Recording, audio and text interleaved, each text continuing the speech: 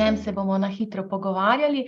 Najprej za razumevanje, v čem je problem, zakaj je to aktualna tema, cilje, ki jih Evropska unija želi doseči, bistvene spremembe in potem ta zakonodajni okvir, določen je že pripravljen, določen je v pripravi in na koncu kratka časovnica in če nam bo ostala še kakšna minuta, že prvi strokovni odzivi v mednarodni javnosti, kaj lahko pričakujemo. Torej, najprej, zakaj se o tem sploh pogovarjamo? Jasno je, da je vse večja zaskrbljenost široke, splošne, specializirane javnosti glede na vplivov na okolje. To je ena izmed top tem, ne samo evropskega, ampak vse bolj tudi globalnega prostora. In jasno je, da ne bo nič bolje, če ne bodo potrošniška vedenja in seveda tudi praksa proizvajalcev spremenjena v prihodnosti.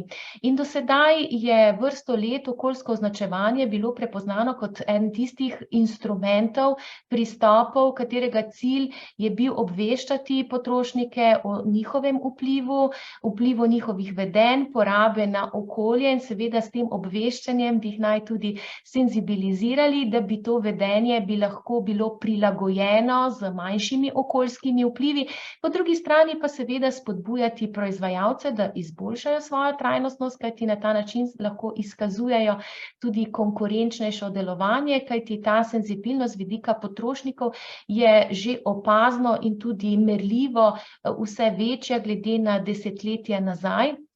In zato se je tudi do sedaj nekako ta instrument izpostavlja kot pozitiven instrument in je bil to močen dialog med trajnostno stroko oziroma okoljevarstveno stroko in tudi marketinško, trženjsko, komunikacijsko stroko in se je tu dogajalo marsikaj. Kajti okoljske oznake torej primarno bi naj bile fokusirane na okoljski vtis izdelka in storitve, v zadnjem času pa vse bolj tudi na imena oziroma blagovne znamke, korporativne blagovne znamke podjetij.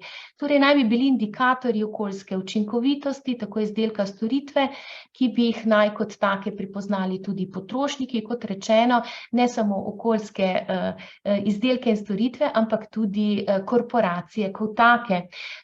Seveda, predpostavka je, da bi naj bil ta program zelenih oznak zanesljiv, naj bi zajemal celoten življenjski cikel izdelka, torej vključno za proizvodnjo, distribucijo, uporabo in odstranjevanje.